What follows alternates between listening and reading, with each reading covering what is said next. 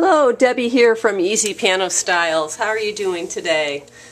So today's lesson is going to start a unit that I'm going to be doing on the walking bass. So you use the walking bass mainly for swing tunes, up-tempo swing, and there's lots of different facets to this.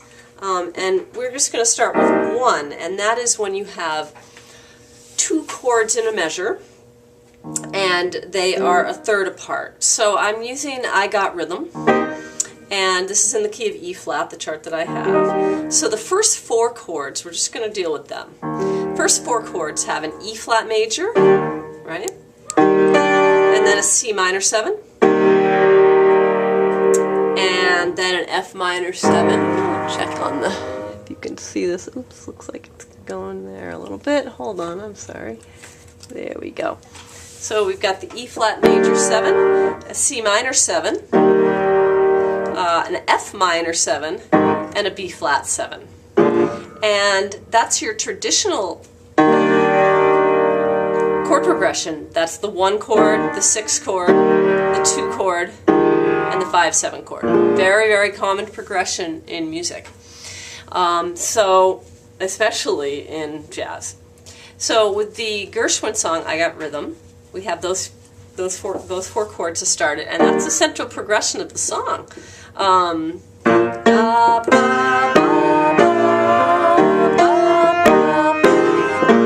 It just keeps, and then it deviates from it there.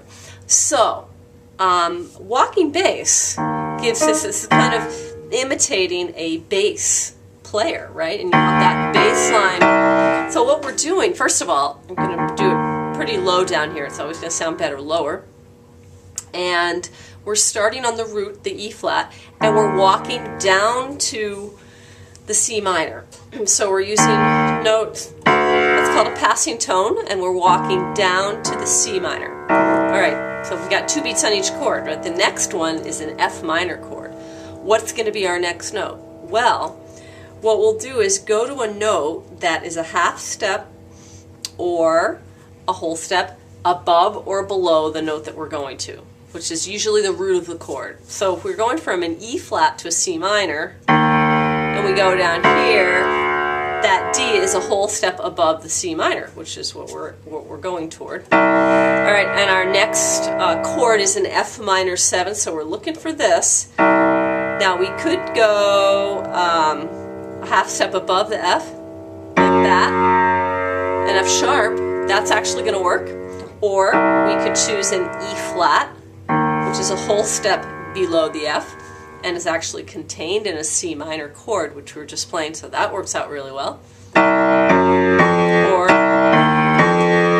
And finally, our B flat chord, we can whole step above or below the root of the chord that we're going toward. So if we're going toward a B flat, what could we do? We could go A flat to B flat, which works perfectly because A flat is in an F minor chord. Or we could go up a C, which is a whole step above the B flat, or a half a step above the B flat. We have lots of options.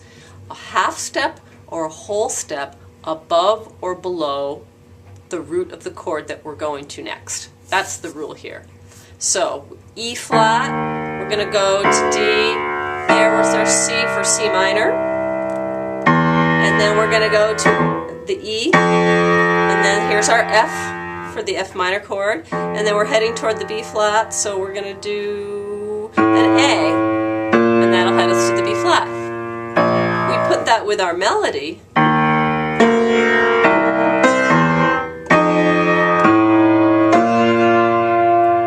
Right? It works perfectly. We could put a chord underneath it, underneath the melody.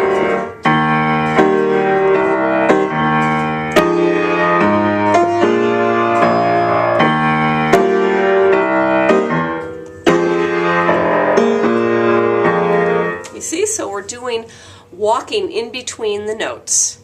We're walking in between the chords, I should say.